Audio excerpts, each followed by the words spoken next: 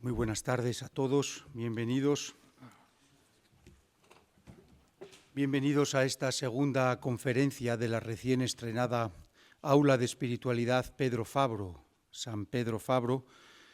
Un poco el sentido y el contenido y la orientación del Aula Pedro Fabro, creo que el director del instituto, el padre Luis María García Domínguez, lo presentó en la previa conferencia que tuvimos el día 13 de octubre, a cargo de la profesora doctora Nuria Martínez Gayol. Si recuerdan y asistieron a la conferencia, habló de la misericordia, una conmoción de las entrañas. No sé si toda o parte de la conferencia está grabada, ha sido grabada y está puesta en la página web de la universidad, del Instituto de Espiritualidad. Es muy fácil si entran en la página de comillas, y en estos 15 días pues ha recibido más de 100 visitas, lo cual pues no está mal, una manera preciosa de difundir también la espiritualidad de la misericordia. Pues este aula, que tendrá una periodicidad, las conferencias de 15 días, alternándose con el aula Alonso Shekel, que si bien la conocen, es de una larga trayectoria y está dedicada y centrada exclusivamente en temas de Biblia, la espiritualidad bíblica. Continuamos hoy con esta segunda conferencia a cargo del profesor doctor Juan Antonio Marcos, carmelita descalzo. Unas breves palabras sobre este querido compañero, colega y amigo, vecino de despacho cada mañana y muchas veces de cada atardecer que nos despedimos de allí, de nuestra sede de Canto Blanco. Juan Antonio Marcos Rodríguez estudió teología en la Universidad Pontificia de Salamanca. Después continuó con estudios de teología dogmática aquí en la Universidad Pontificia Comillas. Es licenciado en Filología Hispánica con premio extraordinario por la Universidad de Valladolid, donde se doctoró también en Filología Española en Lingüística con un estudio sobre el lenguaje en Santa Teresa. Está dedicado fundamentalmente a las áreas de investigación sobre la espiritualidad y la historia de la institución del Carmelo Teresiano Sanjuanista, centrándose fundamentalmente en los escritos y en la espiritualidad y la mística de Santa Teresa y de San Juan de la Cruz. Siempre muy amigo de la palabra, filólogo, la perspectiva del lenguaje y la retórica teresiano-sanjuanista ilumina de manera magistral los escritos de Juan Antonio Marcos. Además, apoyándose en sus estudios sobre teología dogmática y teología bíblica, pues puede ofrecer un fundamento desde estas disciplinas a la experiencia mística de estos dos grandes genios y cumbres de la literatura mística universal. Desde que entró como profesor en la Facultad de Teología, ha impartido las siguientes asignaturas, sigue impartiendo las siguientes asignaturas: Espiritualidad de Santa Teresa y de San Juan de la Cruz, Teología espiritual, la experiencia espiritual de Jesús, la experiencia de Dios y sus lenguajes, Introducción a la experiencia espiritual. Las publicaciones del profesor Juan Antonio Marcos son ya muy numerosas y muy largas, tienen la lista en la página web si desean. Yo solamente he señalado entre el currículum 4 o 5 que me parecen más significativas para el tema que hoy nos ocupa.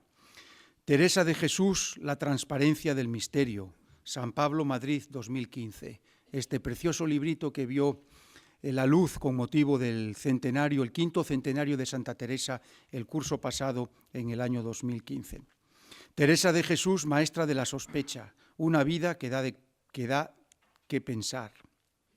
Fenomenología de la presencia, el Dios de Juan de la Cruz. Un viaje a la libertad, San Juan de la Cruz. La experiencia mística en metáforas cotidianas, otro precioso libro que he traído aquí para mostrarlo. Si alguno de ustedes desea acercarse al final para tocarlo, puede hacerlo también. Mística y subversiva, Teresa de Jesús, las estrategias retóricas del discurso místico, también del año 2001. Es un privilegio y un honor para nosotros contar con Juan Antonio Marcos esta tarde. Nos consta que el año pasado, debido a la celebración del centenario de Santa Teresa, estuvo ocupado y fue reclamado por numerosos congresos internacionales en Italia, en Alemania, en Estados Unidos, y es una suerte y un privilegio para nosotros que en la Facultad de Teología llevamos ya casi 30 años con una ininterrumpida presencia de profesores carmelitas. integrando así una de las líneas de la mística universal más profundas o más altas, según el lenguaje nos ilumine y nos favorezca decirlo. Hoy, 3 de noviembre, entonces, Juan Antonio Marcos nos hablará sobre San Juan de la Cruz y la interioridad humana. Cuando quieras, Juan Antonio. Muy bien, muchas gracias, José, por tus palabras excesivas, fruto de la amistad.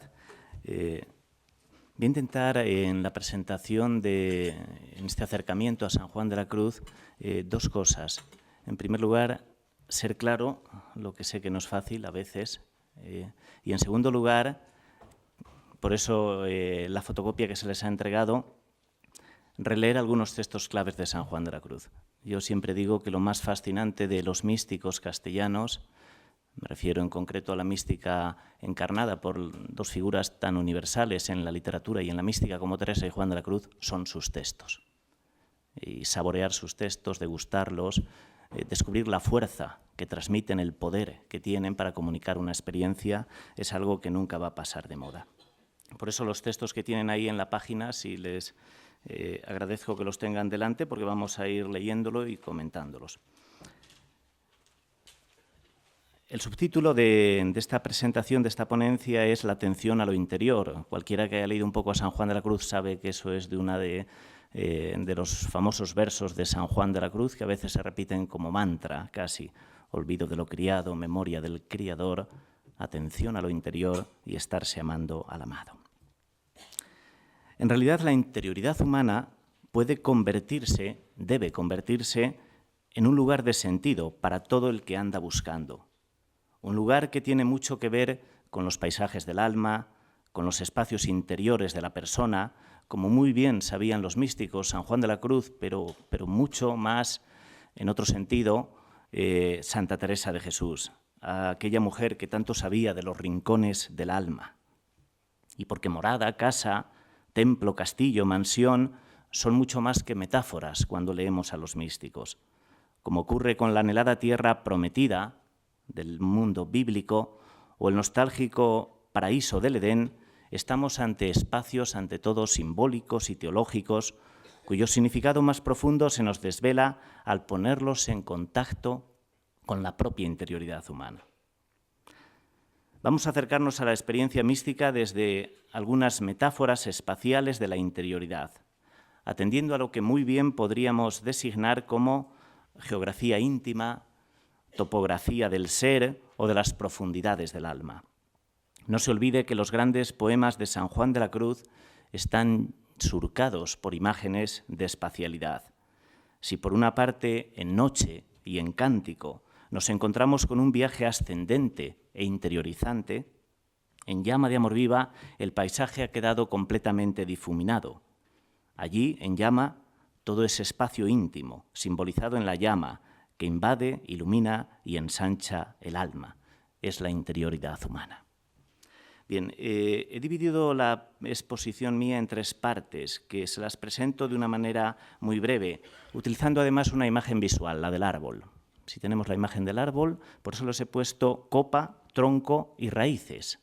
Vamos a empezar por la copa. Parece un poco paradójico, pero hoy en día muchas casas se comienzan desde el tejado a construir. Y al fin y al cabo, en la experiencia de Dios, la iniciativa siempre es divina. Es Dios el que toma la iniciativa. Por lo tanto, todo comienza desde arriba. Es una forma de hablar, es una metáfora. Desde arriba. Y en este sentido podríamos decir que en un primer momento todo en la experiencia mística es gracia, todo es don, todo es regalo, porque todo viene de Dios. Hay dos palabras fundamentales en un primer momento que me parece que son claves para comprender esta experiencia de la gratuidad en San Juan de la Cruz aplicada a la interioridad humana, que son la presencia y la alegría. El primer punto lo he titulado Abriéndose a la vida, al don de la vida que viene de Dios, presencia y alegría. En un tercer momento, doy un salto al tercero, de la copa del árbol pasaríamos a las raíces del árbol. Ahí nos encontraríamos con que la vida no solo es don, no solo es regalo, la vida también es tarea. La vida no solo es gracia, sino que es naturaleza, es trabajo, es esfuerzo por parte del ser humano. Y ahí estaría nuestra labor de cuidar la vida que se nos ha dado. Enraizarnos en la vida, alimentar esa vida. El gran símbolo del agua puede ser el que nos ayude a comprender ese tercer momento. Y entre ambos momentos, entre la copa y las raíces, si quieren, estaría el segundo momento, que es el tronco. A través del tronco del árbol lo que nos encontramos es que la vida tiene que recircular. Igual que la savia permite que el árbol se mantenga vivo, tiene que haber una recirculación entre el don de Dios y la tarea del hombre, entre el cielo y el suelo, entre la copa del árbol y las raíces. La vida es don y es tarea al mismo tiempo. Ahí estaría ese segundo momento. Lo importante de ese segundo momento, como he puesto ahí de título, es dejar que la vida fluya, dejar que la vida fluya. Y nada es tan importante como remover obstáculos. ¿Qué obstáculos impiden que la vida fluya según San Juan de la Cruz? Eso es lo que veremos en un segundo momento. Vamos a empezar por el orden que tienen ahí puesto en el esquema y los textos que les he pasado. En primer lugar, abriéndose a la vida, presencia y alegría, la copa del árbol. Una categoría clave de la teología cristiana es sin duda la presencia, y una emoción humana fundamental es la alegría. Son los dones a los que tenemos que abrirnos, de los que tenemos de alguna forma que hacernos conscientes en relación a la interioridad humana. La presencia divina nos recuerda que no estamos solos, que nunca hemos estado solos. Vivimos habitados por un Dios que es pura positividad. Punto primero de este primer apartado, interioridad habitada, presencia. Para hacerse conscientes de la presencia divina, el hombre necesita entrar dentro de sí. Es una de las expresiones que repiten una y otra vez los místicos. En su mansión interior, pues algo fundamental del destino personal de cada uno de nosotros se juega en nuestra propia interioridad. Esa interioridad es lugar de acogida y de hospitalidad para Dios en persona. Y esto significa que necesitamos dejar espacio o hacer vacío, disponer el pensamiento y la voluntad de tal manera que Dios pueda venir y habitar. Hay que comenzar la aventura de la búsqueda de Dios desde un vacío. Hay que hacer todo un duelo frente a lo que creíamos saber sobre Dios. Dios no es como nosotros lo imaginábamos. Dios no es ni un concepto, ni una idea, ni un dogma, ni un catecismo redondo. Dios es persona y en cuanto tal es una presencia. Hospitalidad, presencia, inhabitación. Es difícil encontrar la palabra adecuada. En San Juan de la Cruz no aparece nunca la palabra inhabitación, pero sí presencia y su contrario, ausencia. La lucha, la dialéctica entre presencia y ausencia recorre toda la obra de San Juan de la Cruz. San Juan de la Cruz habla en concreto de 3 formas de presencia de Dios en el ser humano. Una es esencial, otra es por gracia y otra es afectiva o por amor. En Cántico 11. Es esta tercera, la presencia afectiva o por amor, o como le gusta repetir a San Juan de la Cruz, la presencia amorosa, consciente, libre y personal, la que más le interesa a él. Dicha presencia, además de amorosa, es siempre sanadora y terapéutica. Cántico 11. La enfermedad de amor no tiene otra cura sino la presencia del amado. Esto lo sabía muy bien María Magdalena. Solo ante la presencia del resucitado experimenta la cura de esa herida del amor, la herida de la ausencia del amado. Es la primera cita que tienen ahí recogida. El resucitado, antes de mostrarse a sus discípulos, y ahora viene la cita literal de San Juan de la Cruz que pueden leer, hizo muchas cosas para que sin verle le creyesen, porque a María Magdalena primero le mostró vacío el sepulcro, y después que se lo dijesen los ángeles, porque la fe es por el oído, como dice San Pablo, y oyéndolo, lo creyese primero que lo viese. Y porque el mismo resucitado que se mostró a María Magdalena sigue haciéndose presente hoy entre nosotros y dentro de nosotros. Y como María entonces, hoy también nosotros lo único que necesitamos es otorgarle fe para poderle ver. Dicho de otra forma, creer para ver. Esa es la apuesta y es el eslogan de San Juan de la Cruz, frente al tópico ver para creer para ver. La memoria del Criador, de la famosa redondilla sanjuanista que recordábamos al principio, remite de hecho a la conciencia cotidiana de una presencia. y es inseparable de lo que San Juan de la Cruz llama la atención a lo interior. Olvido de lo criado, memoria del criador, atención a lo interior y estarse amando al amado. Nos situamos así en la interioridad habitada, en ese espacio recóndito en el que descubrimos la real proximidad íntima, amiga y liberadora de miedos que es Dios para los hombres. Un texto más de San Juan de la Cruz, el que tienen ahora ahí, el segundo, tomado del tercer libro de la subida del Monte Carmelo. El que entró a sus discípulos corporalmente, las puertas cerradas, y les dio paz, entrará espiritualmente en el alma, sin que ella sepa ni obre el cómo, y la llenará de paz, declinando sobre ella, como el profeta dice, como un río de paz, en que le quitará todos los recelos, sospechas, turbación y tiniebla. Entrar en el alma, llenarla de paz, quitarle los miedos. La experiencia que aquí nos cuenta Juan de la Cruz es idéntica a las que tuvieron los primeros discípulos en su encuentro con el Jesús resucitado. Evangelio de Juan, capítulo 20. Entró donde estaban reunidos, con las puertas cerradas, les dio la paz, les devolvió la alegría, les quitó los miedos. Esa es la misma experiencia a la que estamos invitados todos nosotros. Y es que el fenómeno religioso, como afirma Martín Velasco, tras innumerables intentos que se han hecho por comprenderlo y esclarecerlo, apunta cada vez más hacia un centro que cada vez se perfila más nítidamente como una presencia, con mayúsculas, tan invisible como inconfundible, que el sujeto religioso trata de hacer suya, de la que trata de tomar conciencia, con la que trata de tomar contacto. El primero y fundamental momento de toda experiencia religiosa es la actitud de reconocimiento de una presencia. Es posible que la conciencia de una presencia sea el verdadero leitmotiv de toda la mística carmelitana. Segundo momento, interioridad dilatada, alegría. No basta con abrirnos a una presencia, tenemos que hacernos conscientes también de esa alegría que brota del encuentro con Dios o de sabernos habitados por Dios. Cuando en la vida humana hace acto de presencia la alegría, todo se ensancha.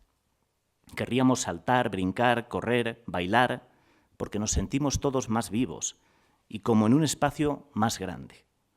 En la alegría el futuro se hace presente, el mañana es ya hoy, el allí ya es un aquí. La alegría nos da a todos más espacio, más anchura, tanto interior como exterior. La alegría es la experiencia de la dilatación interior, presente en los espirituales, en los místicos, en los poetas de todos los tiempos. La alegría es la dilatación del corazón, la expansión del corazón de los místicos, ese corazón que se dilata con aquella alegría que ya San Agustín definía como un gozo sin palabras. La dilatación es como una cita anticipada, un encuentro antes del encuentro. Es el don del otro antes de que el otro esté ahí. La dilatación tiene un sentido físico, pero también espiritual. La dilatación es la gran metáfora del gozo interior. Pues bien, las experiencias de fiesta y de alegría, de gozo y de contento interior, son centrales en Juan de la Cruz y recorren todos los momentos del viaje místico. El mismo autor nos cuenta cómo casi al final de dicho viaje, la cita es de casi el final del Cántico Espiritual, Cántico 39, al final de dicho viaje, y fíjense el poder que tiene esta imagen de San Juan de la Cruz, se siente una nueva primavera en libertad y anchura y alegría de espíritu. Una nueva primavera en libertad y alegría. Esta imagen logra esbozar y casi visualizar esa nueva experiencia vivida de interioridad dilatada y gozosa. La misma experiencia que conocía también el evangelista preferido de San Juan de la Cruz. Vuestra alegría nadie os la podrá quitar. Activar el gozo y la alegría de vivir está en la base de la experiencia de Dios que nos cuenta San Juan de la Cruz.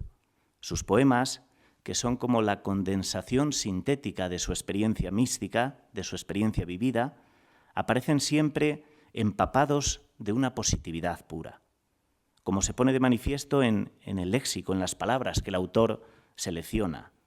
Flores, verduras, fuentes cristalinas, rosas, azucenas, huertos, ninfas, perfumes, esmeraldas, guirnaldas, belleza, hermosura, amor.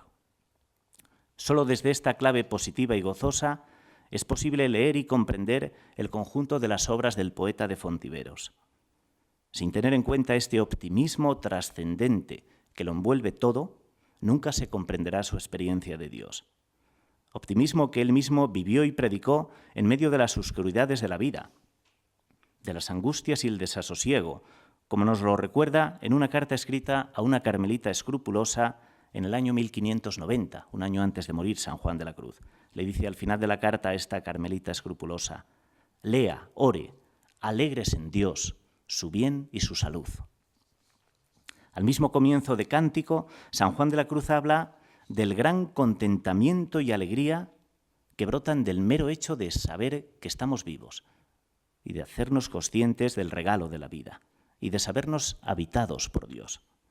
El contento o alegría interior conllevan experimentar a Dios dentro de nosotros como una fuerza dilatadora que ensancha la propia interioridad, lo que implica alimentar siempre sentimientos positivos y sostenidos de alegría y de amor.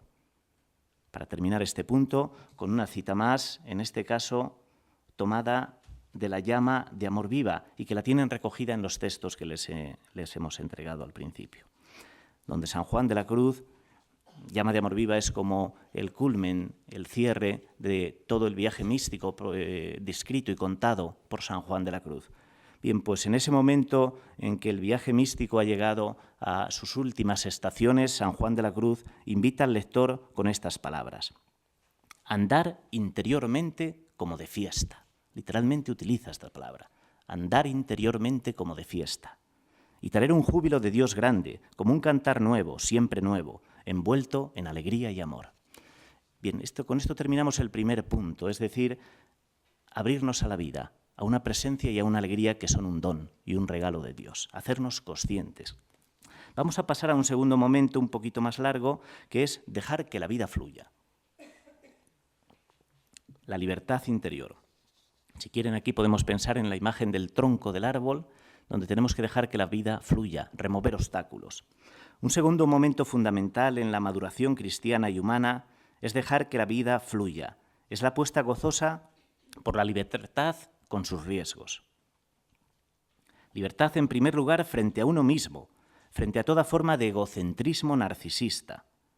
Libertad, en segundo lugar, frente al ídolo del saber y del conocer. Dios no es una idea. Y libertad, finalmente, frente a los falsos dioses del espíritu, frente a toda forma de fariseísmo espiritualista. El olvido de sí, el abandono confiado y el amor humilde son los tres antídotos de San Juan de la Cruz que nos ofrece como receta frente a nuestras esclavitudes interiores. Vamos a desarrollar un poco todo esto.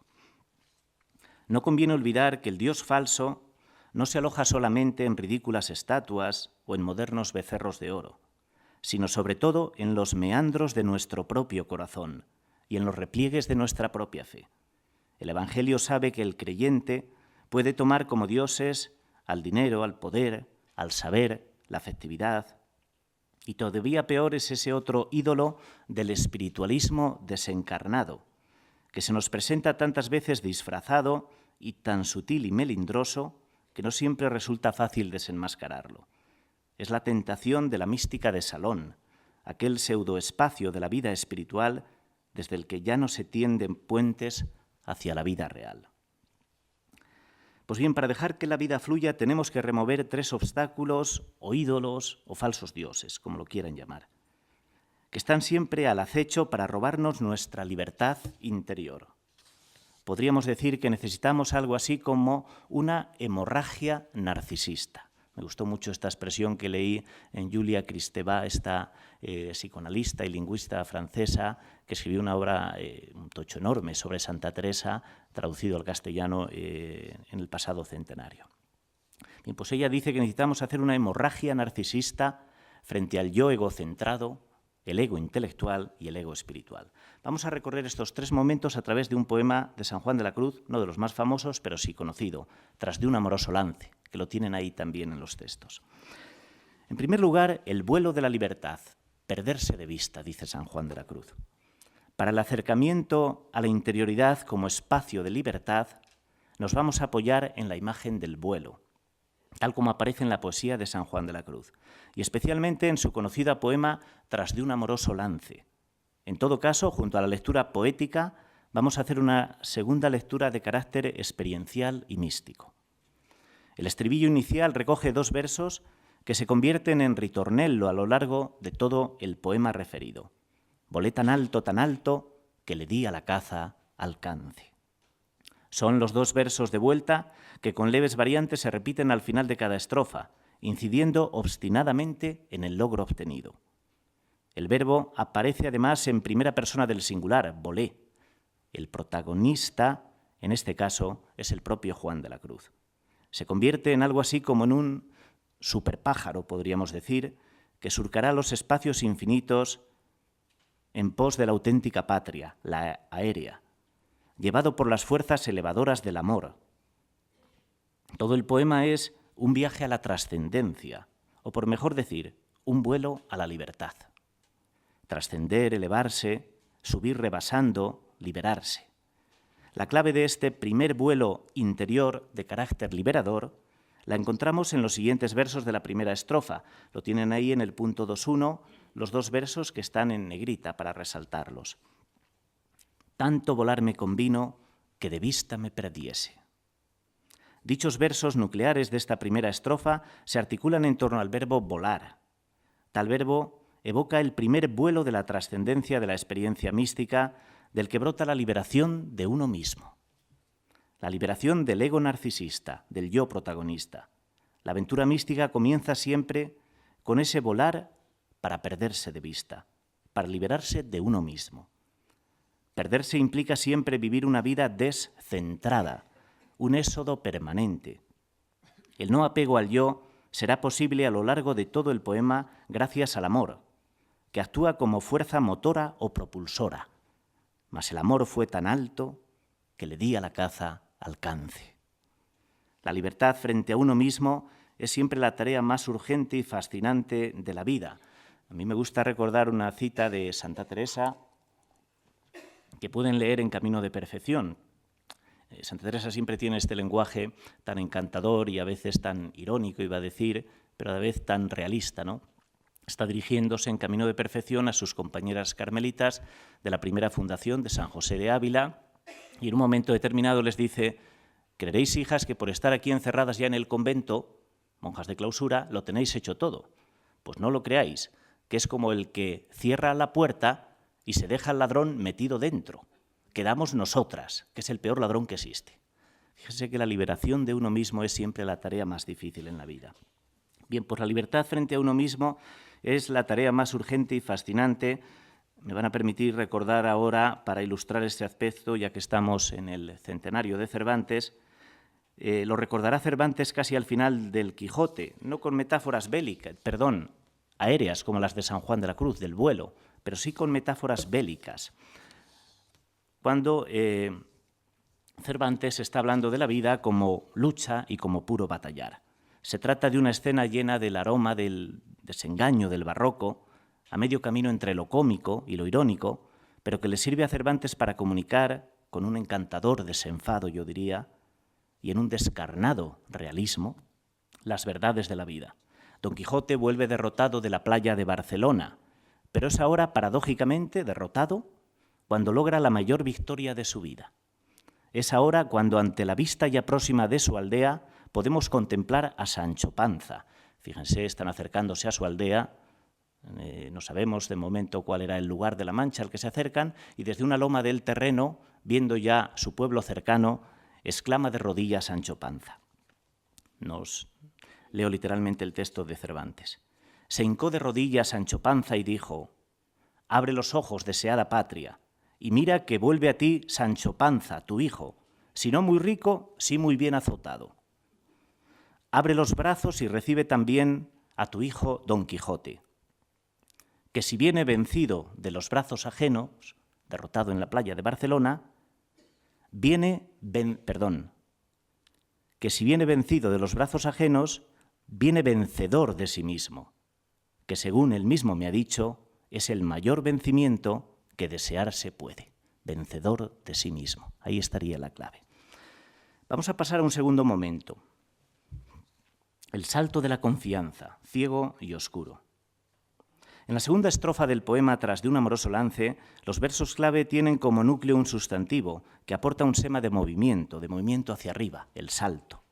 Mas por ser de amor el lance, de un ciego y oscuro salto.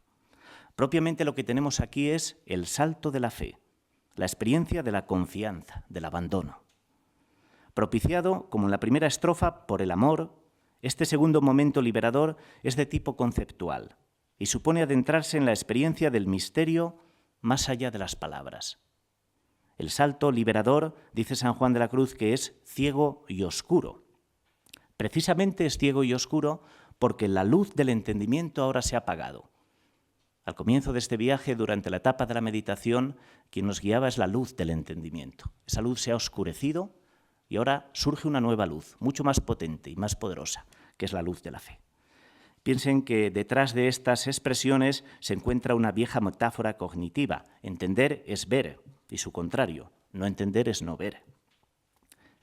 Todos usamos expresiones de este tipo en nuestro lenguaje de cada día. Cuando no comprendemos algo decimos esto está muy oscuro, o esto no está nada claro, pues no veo lo que quieres decir. Ver es entender, y por lo tanto lo contrario también es cierto. Bien, pues en este momento del viaje místico la luz del entendimiento comienza a oscurecerse y aparece una nueva luz, la luz de la fe, o como le gusta decir a San Juan de la Cruz, la fe oscura, que a mí me gusta traducirlo por confianza ciega. Cuando alguien tiene una confianza ciega en un amigo, no necesita la luz de la razón, simplemente me fío, decimos, tengo una confianza ciega en esta persona. Bien, pues eso es lo que nos guía para San Juan de la Cruz en este segundo momento. Es desde la metáfora no entender es no ver, desde donde se comprenden además estos otros versos de la misma estrofa, de la segunda estrofa que tienen ahí, en el punto 2.2. Cuando San Juan de la Cruz escribe, cuando más alto subía, deslumbróseme la vista. ¿Qué vista es la que se deslumbró? Evidentemente la luz del entendimiento, que de alguna forma se ha oscurecido porque aparece una luz más poderosa, que es la luz de la fe. La vida es cuestión de abandono, de fe, de confianza, más que de ideas, de conceptos o de dogmas. Ese sería un momento clave en la experiencia de San Juan de la Cruz. Deslumbróseme la vista, y la más fuerte conquista en oscuro se hacía, sin esa luz ya del entendimiento. Una relectura experiencial de estos versos sanjuanistas nos permite contemplar cómo saltar termina por convertirse en experiencia personal de radical trascendencia de todo lo que creíamos saber sobre Dios. No podemos controlar a Dios a fuerza de razones. No podemos encerrarlo en los márgenes de nuestros conceptos. Dios tampoco es un producto de la mente humana. La ilusión de creer que podemos encerrar a Dios en conceptos es lo que el teólogo protestante Paul Tillich llamaba fariseísmo intelectual.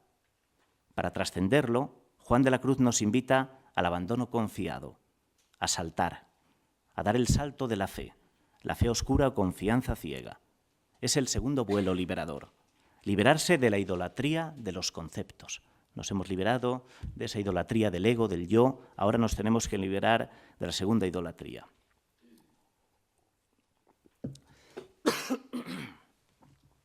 Liberarse de la idolatría de los conceptos, superar la tentación de hacer de Dios una idea. No hay seguridad sumergiéndose en los conceptos. Si queremos encontrar a Dios a través solo de los conceptos, al final no vamos a encontrar un terreno sobre el que apoyar nuestra vida y construirla. Repetimos, Dios no es una idea. Esto lo sabía muy bien San Juan de la Cruz. Y lo sabía Paul Tillich cuando afirmaba que la absolutización del concepto es lo que nos lleva al fariseísmo intelectual.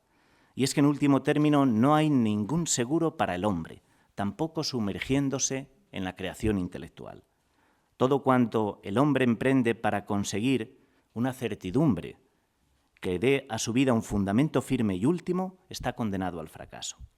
A esto se refiere San Juan de la Cruz cuando habla de la necesidad del salto de la fe o de la fe oscura. Allí donde abandonarse confiadamente aparece como la más grande verdad y el mejor camino para acertar. Recuerden un poema muy conocido de San Juan de la Cruz que se mueve en la misma línea, toda ciencia trascendiendo. Entréme donde no supe y quedéme no sabiendo, toda ciencia trascendiendo. Evidentemente es trascender el ámbito del conocimiento intelectual para dar vacaciones al intelecto, para entrar en un nuevo canal para comunicarnos con lo divino, que es el ámbito de la fe, de la confianza, del abandono. Y un tercer momento liberador que tenemos que remover, un tercer obstáculo, continúa, si dan la vuelta a la página en el punto 2.3, es el descenso de la humildad. Aquí el verbo que usa San Juan de la Cruz es abatirse. La tercera estrofa del poema, tras de un amoroso lance, tiene como núcleo un verbo de movimiento, de carácter descendente, abatirse. Y abatíme tanto, tanto, que fui tan alto, tan alto. Estamos ante verbos de movimiento y metáforas orientacionales, donde todo es paradójico. A lo alto y subido, solo se llega desde lo bajo y rendido. Solo abatiéndose y descendiendo a ras de tierra se puede subir a los espacios siderales. De fondo está aquí el viejo adagio evangélico según el cual el que se humilla será enaltecido. Así como el himno paulino de Filipenses y la experiencia cristológica de la kenosis. Siguiendo las huellas del Cristo pequeño, que se despoja de todo, el místico necesita ahora trascender también toda forma de apego a cualquier experiencia espiritual. Una relectura experiencial de estos versos de San Juan de la Cruz nos permite contemplar cómo abatirse termina por convertirse en experiencia personal de radical trascendencia de toda forma de apego espiritual. Es la libertad frente al así llamado ego espiritual. San Juan de la Cruz habla ahora de abatirse para elevarse. En negrita tienen destacados esos dos versos claves de esta tercera estrofa. Y abatíme tanto, tanto, que fui tan alto, extendido el certificado de defunción frente a las viejas seguridades del intelecto, de los conceptos, de las ideas, de los dogmas, ahora nos toca asumir que ni tan siquiera hay seguridad sumergiéndonos en las corrientes de la mística. Tampoco ahí hay seguridad. Si el abajamiento de Jesús supuso la renuncia a su condición divina, la renuncia del místico a toda forma de apego ha de dirigirse sobre todo al apego espiritual. Quizás nos encontremos aquí con la apuesta más radical de la mística sanjuanista, pues como nos recuerda von Balthasar, para Juan de la Cruz es fundamental el no estar apegado a nada, no solo a los bienes materiales, sino incluso y con mayor determinación no apegarse a los bienes espirituales. Fíjense que la clave está en el no apego. No hay un rechazo de los bienes materiales ni espirituales, pero sí no apegarse a nada, que nada nos robe nuestra libertad. En conclusión, y para recapitular este segundo punto, frente a toda forma de fariseísmo narcisista, San Juan de la Cruz apuesta por ese vuelo liberador que es el olvido de sí. Tanto volar me convino que de vista me perdiese. Frente a toda forma de fariseísmo intelectual, querer controlar a Dios a través del concepto, de las ideas, de los dogmas, aparece en escena el salto de la fe, o si quieren, o si lo prefieren, la necesidad en la vida de abandonarse confiadamente. Mas por ser de amor el lance de un ciego y oscuro salto, el salto de la fe. Y frente a toda forma de fariseísmo espiritual, aparece ahora en el horizonte el camino cotidiano y sin brillo de lo pequeño y de lo humilde, de ese abatirse para elevarse. Y abatíme tanto, tanto, que fui tan alto, que le di a la caza alcance. San Juan de la Cruz, que tan amigo era de los adagios y del pensamiento encapsulado, una obra suya, Los dichos de luz y amor, es el mejor reflejo de ese pensamiento que le encantaba a San Juan de la Cruz, casi transmitido a través de cápsulas, de pequeñas pastillas, condensado, podríamos decir, ¿no? San Juan de la Cruz, que era tan amigo de este pensamiento, parece empeñarse en contagiar al lector de un mantra reiterado en sus escritos, no con estas palabras, pero sí en cuanto a la idea. Y es la necesidad que tenemos todos de trascender. Todos necesitamos trascender, no apegarnos a nada. Trascender todos los egos especialmente, el narcisista, el intelectual y el espiritual. Ningún apego está permitido. El mejor testigo de esta liberación final es la hipérbole numérica que aparece casi al final del poema. 1000 vuelos pasé de un vuelo. es el vuelo de la libertad. Por una extraña manera, la cuarta estrofa que tienen ahí en la letra D del punto 2.3, por una extraña manera, 1000 vuelos pasé de un vuelo. El vuelo siempre es símbolo de esa libertad, de ese no apego, de no permitir que nada nos robe nuestra libertad. Y pasamos ya al tercer punto, más breve. Abriéndonos a la vida, veíamos la copa del árbol, dejando que la vida fluya a través del tronco, la savia, que recircule la vida entre el cielo y el suelo, entre la gracia de Dios y el esfuerzo humano, entre el don que viene de arriba, del Dios que toma siempre la iniciativa, y la tarea que viene de abajo, desde el hombre que... Vamos a ver ahora ese último momento que es el de las raíces, cuidando la vida, intimidad y silencio.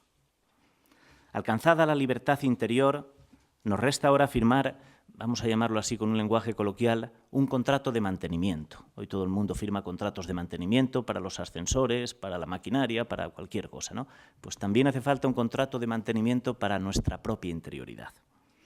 Es decir, poner en práctica cotidianamente los medios necesarios para cuidar la vida interior. O como dice San Juan de la Cruz, orar, la cita es de tercera subida del Monte Carmelo, orar en el escondrijo de nuestro retrete. En el escondrijo de nuestro retrete. Recuerden que retrete en el siglo XVI significa propiamente habitación apartada y retirada de una casa. No tiene la acepción actual. Orar en el escondrijo de nuestro retrete. O si no, a los desiertos solitarios, como Jesús lo hacía, y en el mejor y más quieto tiempo de la noche. Se trata de vivir momentos de intimidad, de cultivar esa otra cara de la vida humana que es el silencio y la soledad. Silencio que no es otra cosa que la resonancia de la palabra, y soledad que siempre es vivida en compañía. Ponemos ahora nuestra atención, por lo tanto, en las raíces del árbol. Vamos a destacar dos momentos o dos aspectos claves, la intimidad y el silencio. En primer lugar, intimidad en la interior bodega. El centro del alma, donde la persona se encuentra con Dios, no es en cuanto tal un lugar, o mejor dicho, lo es solo en sentido figurado. Ese centro es una metáfora para expresar lo mejor del ser humano, lo mejor que tenemos como personas. Es nuestro ser más personal, es nuestro proyecto global de vida, es nuestra opción fundamental. Eso es el centro.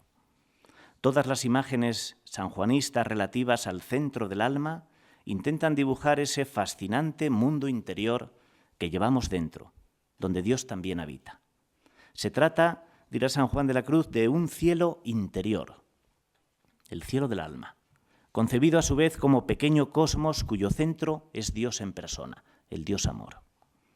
La bodega interior quizás es una de las imágenes más poderosas que utiliza San Juan para describir esa experiencia de intimidad, ese pequeño cielo interior del alma. Tienen ahí recogida la estrofa del cántico relativa a esta imagen. En la interior bodega de mi amado bebí, y cuando salía por toda aquesta vega, ya cosa no sabía, y el ganado perdí que antes seguía. Las bodegas, San Juan de la Cruz en el comentario de esta estrofa dirá o hablará de bodegas de amor, por lo tanto interioridad habitada por el amor. Las bodegas, como los nidos, son imágenes que exigen para que las vivamos que nos hagamos pequeños.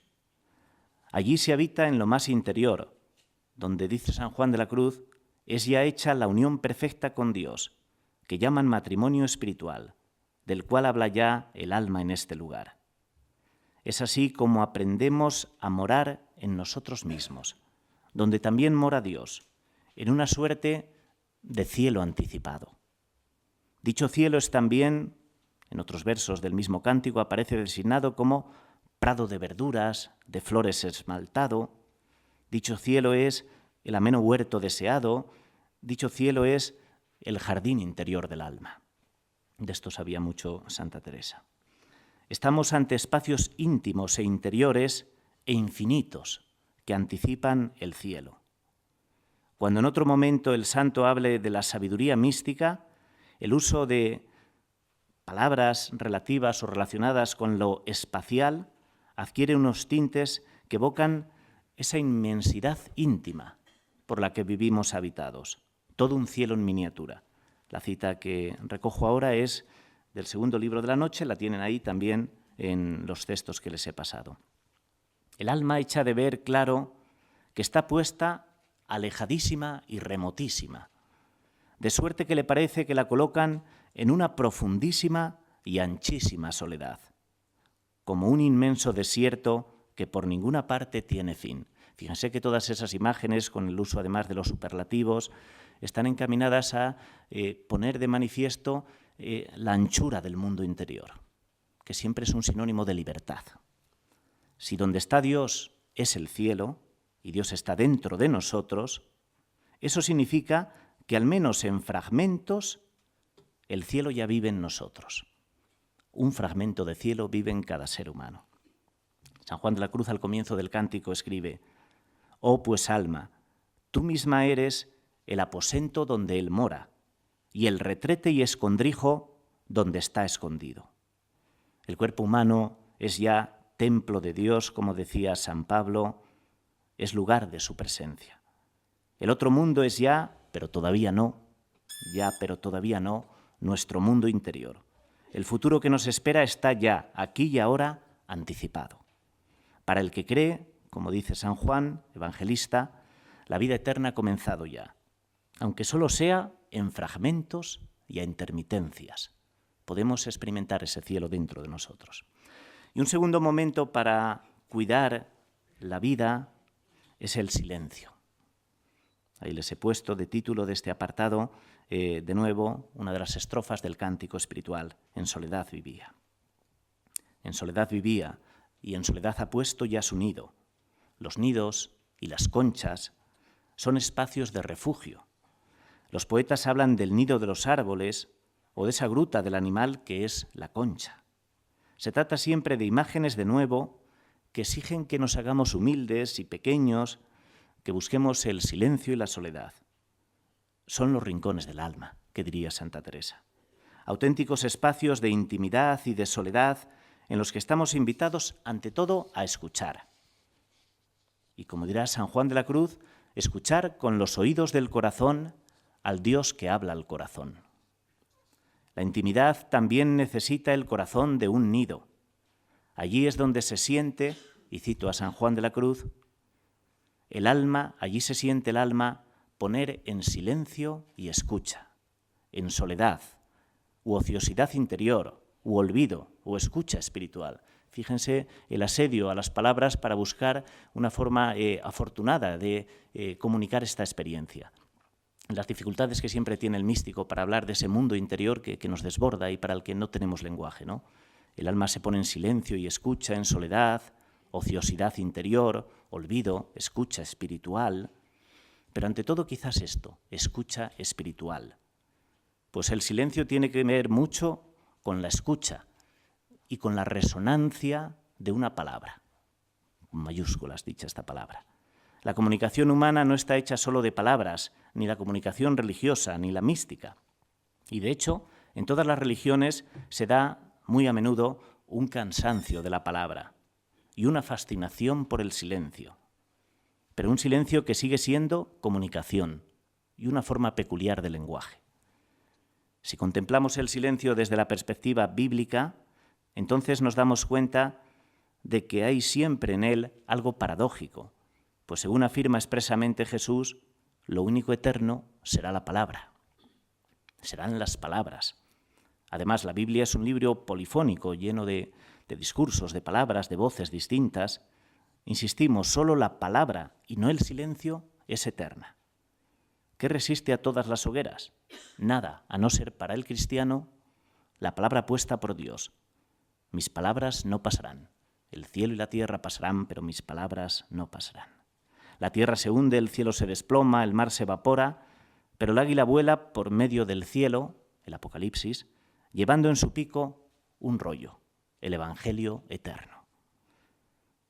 En el silencio es como si el místico necesitara algo así como, no sé cómo decirlo, triturar, pulverizar las palabras, perforarlas y taladrarlas, pero asimilándolas y digiriéndolas porque la palabra es parte de la meditación y del alimento interior también, alimentándose de las palabras, y ante todo y sobre todo de la palabra con mayúsculas.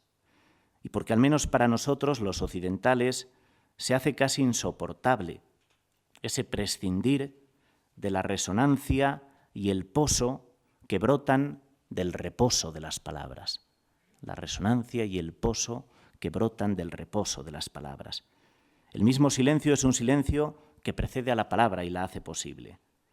Aunque según la tópica cita de San Juan de la Cruz, Dios ha quedado como mudo después de Cristo y no tiene nada más que decirnos, lo cierto es que el cristianismo no es propiamente la religión del silencio o del Dios que calla, sino del Dios que habla, y al que tenemos que aprender a escuchar desde el silencio humano y acaso también desde el silencio divino. Si en un sentido el silencio es una invitación a la escucha, en otro sentido el silencio conlleva cierta experiencia de soledad, una soledad, la del místico, muy peculiar, y esto no conviene olvidarlo, porque es una soledad siempre poblada de compañías. Recuerden aquella estrofa que les he puesto ahí también, famosa del cántico espiritual y muy conocida. En soledad vivía, y en soledad ha puesto ya su nido, y en soledad la guía, a solas su querido, también en soledad de amor herido. Se trata de una soledad en compañía, porque Dios está presente siempre. Una soledad en la presencia del amado, y porque si Dios no es una presencia, entonces no es nada. Una presencia que nunca puede ser deducida a través de la pura metafísica o mediada por el desnudo concepto, sino más bien experimentada en un ver desde dentro, merced a lo que San Juan de la Cruz llamó la atención o advertencia amorosa. Y ahí les he puesto otra cita que es fundamental en este aspecto, en este sentido, del primer libro de la noche, donde San Juan de la Cruz invita precisamente a vivir ese silencio como una resonancia de la palabra, como una escucha del corazón. Solo lo que aquí ha de hacer es dejar el alma libre y desembarazada y descansada de todas las noticias y pensamientos, no teniendo cuidado allí de qué pensarán ni meditarán, contentándose solo en una advertencia amorosa y sosegada en Dios, como que no va allí más que a estarse a su placer y anchura de espíritu. Es la invitación a vivir la experiencia contemplativa, donde se trasciende la palabra desde el puro silencio, desde la acogida y sobre todo desde esa palabra mágica que usa tantas veces San Juan de la Cruz, que es la advertencia amorosa, o la atención amorosa, o la noticia amorosa de Dios. Hay momentos en los que no hay que pretender nada, no necesitamos lograr nada, ni conquistar nada, ni visitar libros y gurús en una especie de historia interminable o en un apetito insaciable por hacer experiencias. Basta mirar desde un profundo silencio.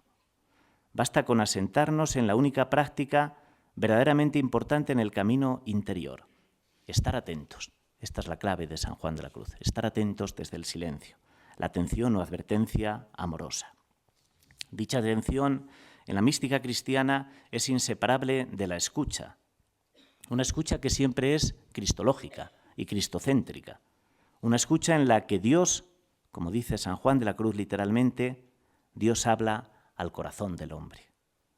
Y la palabra que Dios habla es siempre la palabra de su propio Hijo. Ahí tienen uno de los pequeños dichos de luz de amor, el dicho 99, ese pensamiento que decíamos antes, encapsulado de San Juan de la Cruz, casi como adagios, como mantras. Escribe ahí, una palabra habló el Padre, que fue su Hijo, y ésta habla siempre en eterno silencio, y en silencio ha de ser oída del alma. El silencio y la soledad, en cuanto tales, tienen también un valor pedagógico, y también hay toda una pedagogía del silencio. Nosotros hoy en día vivimos en una sociedad en la que los valores de la comunicación verbal no se cuestionan, pero no ocurre lo mismo cuando se trata de poner de relieve los valores de la ausencia de palabras, del silencio, que muy a menudo se relacionan con la falta de comunicación. Y sin embargo, la espera, la demora, la contemplación, la mirada, remiten al silencio y son también una forma de nutrir la vida humana, de alimentar nuestro interior, de alimentar el espíritu. A su modo, el silencio es también un acto. San Juan de la Cruz diría que es un acto de atención amorosa. Eso es el silencio, un acto de atención amorosa a Dios. San Juan de la Cruz, que tan amigo era de este tipo de pensamiento siempre condensado, nos dejó esos 4 versos con los que ya terminamos, quizá como la mejor receta para cuidar nuestra vida interior. Olvido de lo criado, memoria del Criador, atención a lo interior y estarse amando al amado. Muchas gracias.